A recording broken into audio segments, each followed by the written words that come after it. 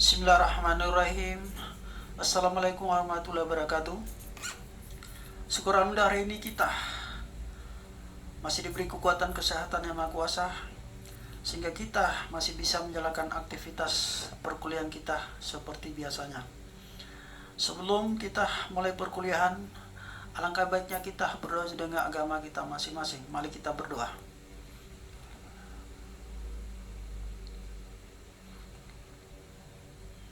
Alhamdulillah.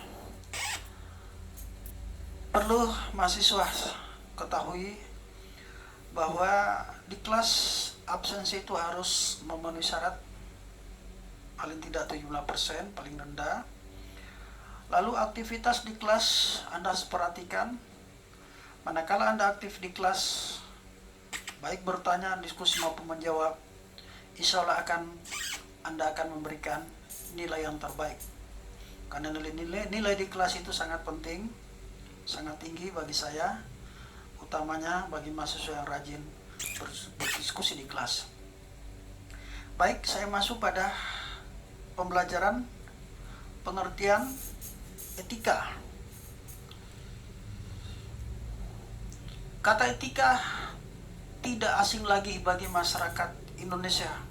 Acap kali etika dicampur adukan dengan kata etiket yang berarti tata krama atau sopan santun dalam hidup, pergaulan dan kerja sehari-hari. Dalam etiket dasar terkandung nilai dan sikap dasar saling menghormati sesama manusia. Ini Dr. William Chang, saya ambil di etika dan etiket bisnis. Jadi ini menurut Dr. William Chang, beliau mengartikan seolah etiket dan etika. Bisa kelihatan di situ mana etiket, mana etika. Jadi pergaulan kita hidup hari-hari, pergaulan kita di masyarakat dimanapun kita berada, kita harus menunjukkan yang namanya etiket. Karena etiket itu sangat penting bagi kehidupan manusia. Kehidupan dimanapun kita berada, baik di perusahaan, baik di perkantoran, pemerintah, maupun di tempat-tempat lain, pergaulan dalam hidup sehari-hari di masyarakat, kita harus menanamkan namanya etiket, saling hargai, saling menghormati sesama manusia.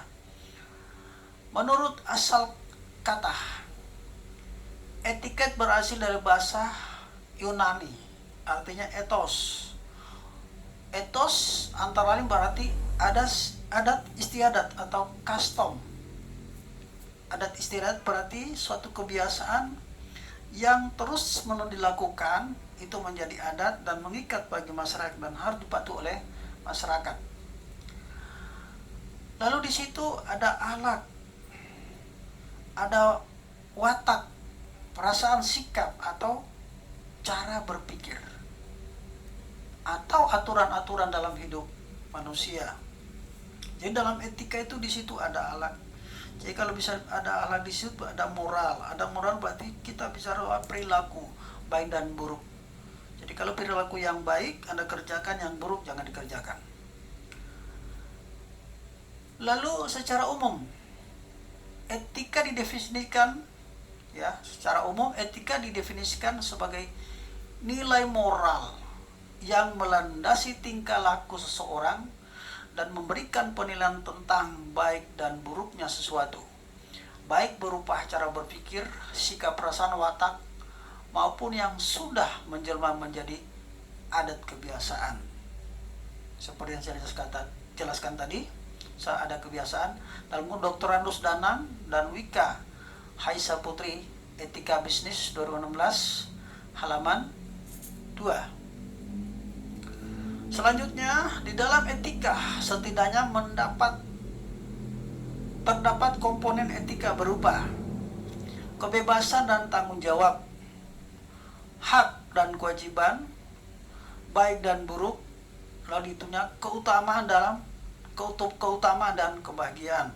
Jadi ada 4 komponen itu yang di dalam etika, baik dan buruk, Berarti kita bicara moral. Jadi moral manusia ini harus dipertahankan. Karena kalau dalam kehidupan kita sudah tidak punya moral, maka masyarakat akan menjauhi. Masyarakat akan tidak senang karena kita berperilaku yang tidak punya moral atau immoral. Oleh karena itu, sangat penting sekali sebagai manusia yang diciptakan Tuhan Yang Maha Kuasa harus tetap memegang teguh yang namanya moral, akhlak. Karena ada akhlak adalah nilainya. Ini akhlak itu nilainya paling tinggi. Akhlak di atas dulu, baru namanya kepintaran, kecerdasan. Karena tanpa akhlak ini, perilaku yang baik ini, maka kita pun cerdas tidak ada manfaatnya. Jadi cerdas, tapi di situ punya akhlak yang mulia, punya moral, punya etika, punya perilaku yang baik untuk sesama manusia. Etika memiliki dua tujuan utama. Pertama, etika menilai tindakan manusia dengan mengingat norma-norma atau aturan moral. Saya ulangi lagi. Etika menilai tindakan manusia dengan mengingat norma-norma atau aturan moral. Jadi tindakan manusia, nilai yang dinilai adalah tindakan manusia. Apakah perilakunya baik atau yang tidak baik.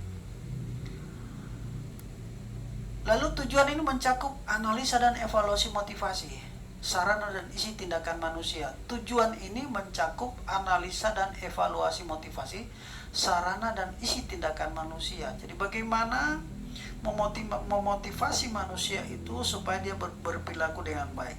Jadi nilai-nilai dalam etika itu harus ditanamkan di dalam hati nuraninya. Karena dengan hati nurani itu akan menggerakkan pemikiran kita, di otak kita ini menggerakkan ke jalan yang baik. Hanya dengan hati nurani itulah maka salah moral itu berjalan dengan baik, akhlak itu berjalan dengan baik, etika itu berjalan dengan baik kalau kita sudah menjalankan hati nurani kita. Lalu yang kedua, etika memberikan nasihat-nasihat atau masuk ke dalam proses penyelesaian masalah.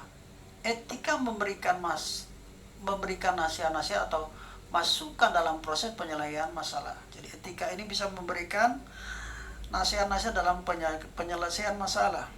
Misalnya, kalau ini saya kaitkan dengan penyelesaian masalah, misalnya dalam kita melakukan suatu musyawarah, namanya etika bermusyawarah. Nah, etika bermusyawarah ini hal yang harus diperhatikan itu adalah saling menghormati pandangan orang lain, saling menghargai. Jadi tidak bisa dalam musyawarah itu tidak menghargai pendapat orang lain.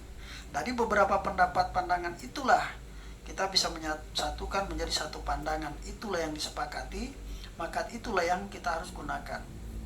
Jadi perlu etika ini di dalam ketika kita melakukan dialog atau bermusyawarah.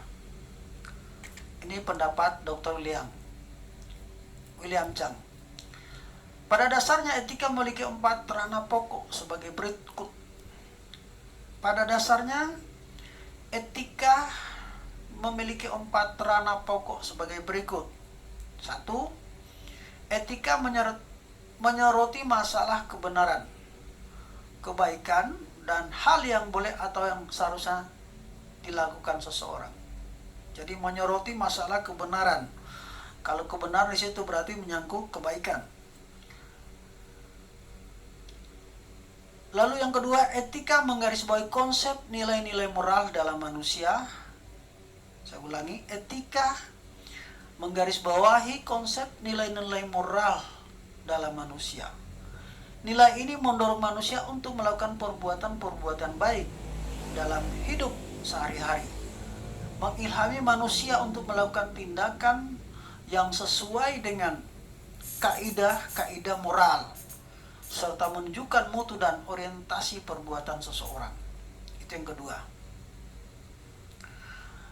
Yang ketiga, etika berdasarnya menjunjung motivasi yang mendorong manusia untuk melakukan yang baik. Yang ketiga, saya ulangi lagi, etika pada dasarnya menjunjung motivasi yang mendorong manusia untuk melakukan suatu perbuatan yang baik. Motivasi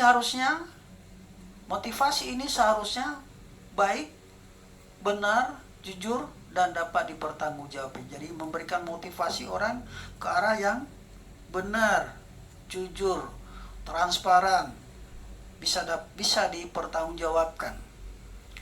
Yang keempat, etika bergumul dengan masalah-masalah yang tercakup dalam teoritis atau etika filosofis dan berhubungan dengan etika deskriptif atau komparatif, cabang sosiologi moral yang disoroti. Ini R.M. Hertz 2026 dalam buku Dr. William Chang Etika dan Etika Bisnis 2016.